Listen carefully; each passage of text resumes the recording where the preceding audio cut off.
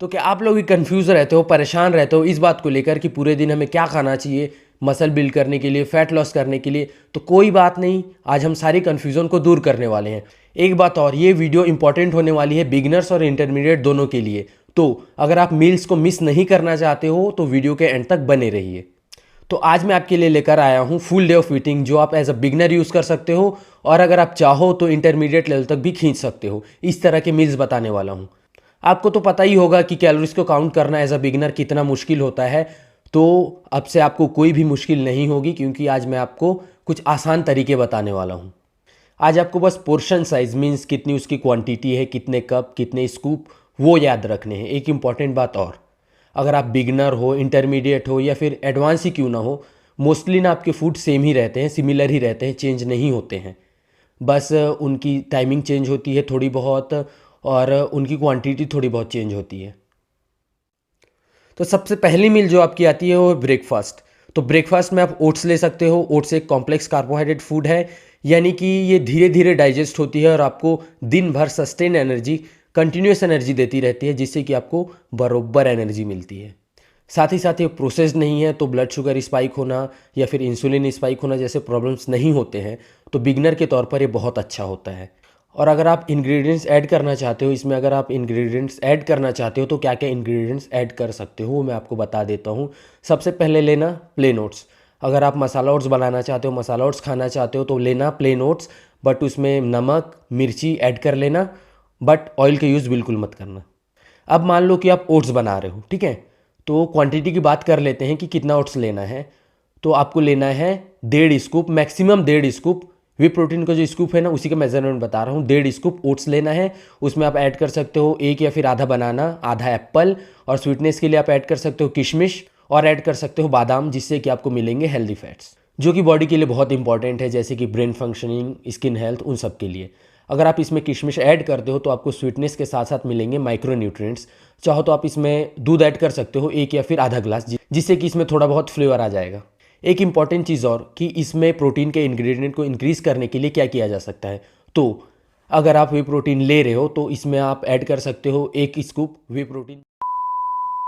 Because मैं आप लोगों को बिगिनर्स के लिए मील बता रहा हूँ, तो इसका मतलब ये नहीं है कि मैं आपको बहुत सारे मील्स बताऊंगा। मैं आपको बस 3 मील्स बताने वाला हूँ, जिसमें से एक हमने कवर कर ली है। अब बाकी बचे 2 मील्स की बात करते हैं। सेकेंड मील हमारा आ जाता है लंच, जो कि आप ब्रेकफास्ट से 2 से 3 घंटे बाद लोगे आराम से। और अगर आप इवनिंग को वर्कआउट कर रहे हो ना, तो वर्कआउट के 2 से 3 घंटे पहले लंच वहाँ पर कंज्यूम करोगे। तो देखिए, लंच बिल्कुल सिंपल है, बहुत ज़्यादा सिंपल है लंच। तो घर में जो भी दाल बनी होती है ट्राई करना कि कम तड़के वाली हो। अगर बिना तड़के वाली होगी तो और अच्छी बात है, क्योंकि जितना हम तेल मसालों से दूर रहेंगे, इन्हें अवॉइड करेंगे, अपनी डाइट को तेल मसालों से दूर रखेंगे, उतने ही जल्दी हम शेप में आ पाएंगे एज अ बिगनर। तो इस बात का खास ख्याल रखिएगा। तो दाल की अगर बात करें तो कोई सी भी प्लेन दाल यूज़ कर सकते हो आप, एक मीडियम बोल के अराउंड। उसके साथ साथ एक प्लेट राइस, एक मीडियम फुल प्लेट राइस, पकी हुई राइस, जो कि होगी 300 से 350 ग्राम के अराउंड, ठीक है। अपनी डाइट में प्रोटीन के रिक्वायरमेंट को, प्रोटीन के अमाउंट को इंक्रीज़ करने के लिए आप 250 ग्राम पनीर का यूज़ कर सकते हो। आप पनीर को किसी भी तरीके से बना सकते हो, जैसे कि पैन फ्राई कर लिया हो या फिर पनीर की भुर्जी बना ली हो। इंटरनेट में आपको बहुत सारी रेसिपीज़ मिल जाएगी, आप वहाँ से देख सकते हो। उसी तरीके से अगर आप नॉन वेजिटेरियन हो तो आप एग्स का यूज़ कर सकते हो। आपको टोटल 6 एग्स लेने हैं, जिसमें से 2 एग वाइट रहेंगे और 4 होल एग्स। तो ये कॉम्बिनेशन रहेगा दाल, राइस, अगर आप वेजिटेरियन हो तो पनीर, और अगर आप नॉन वेजिटेरियन हो तो एग्स, इसका यूज़ कर सकते हो, ठीक है। और एक इंपॉर्टेंट बात, आपको एक छोटी प्लेट सैलेड की लेनी है, जो भी अवेलेबल हो सीज़न के हिसाब से उसका यूज़ कर सकते हो आप। तो ये हो गया हमारा सेकेंड मील लंच। अब बढ़ते हैं अगले मील की तरफ। सारे वर्कआउट कंप्लीट हो गए हैं, घर आ गए हो, 1.5 से 2 घंटे बाद जो डिनर करोगे ना, उसकी बात करते हैं। तो डिनर में आपको लेनी है रोटी। अगर आप वेजिटेरियन हो तो सोयाबीन, नॉन वेजिटेरियन हो तो चिकन करी। तो देखिए, सोयाबीन और चिकन करी की रेसिपी ना सेम सेम ही है, बस उसमें थोड़े बहुत इंग्रेडिएंट्स चेंज हो जाएंगे। वैसे ही करी वाली आप सोयाबीन भी बना सकते हो, उसमें थोड़ा पोटैटो ऐड कर लिया हो, प्याज टमाटर डाल के करी टाइप की बना ली। जो सोयाबीन चंक्स है ना, सोया चंक्स है ना, उसकी बात कर रहे हैं हम, ठीक है। तो आपको 2 होल व्हीट रोटी लेनी है, उसके साथ ग्रीन सैलेड जो हमने लंच में खाया था, ठीक है, और एक छोटे बोल में दही। पर दही ही क्यों? क्योंकि दही हमारे डाइजेशन को इम्प्रूव करती है, प्रोबायोटिक्स मिलते हैं, यानी कि आपकी डाइट में, ओवरऑल डाइट में दही होनी ही चाहिए। अगर आप नॉन वेजिटेरियन हो तो आप 4 से 5 पीस चिकन खा सकते हो, एज अ बिगनर बहुत ज़्यादा कंज्यूम करने की ज़रूरत नहीं है, 4 से 5 पीस चिकन ही काफ़ी है, आपको इनफ प्रोटीन मिल जाएंगे।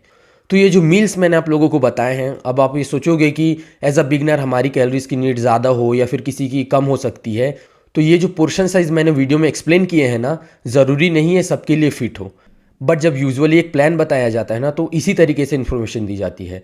अगर मैं आप लोगों को एक स्पेसिफिक प्लान बताने लग जाऊं तो मुझे आप लोगों को ना कैलोरीज काउंट क्या होता है वो समझाना पड़ेगा, माइक्रोन्यूट्रिएंट्स समझाने पड़ेंगे, कैसे निकालते हैं वो एक्सप्लेन करना पड़ेगा।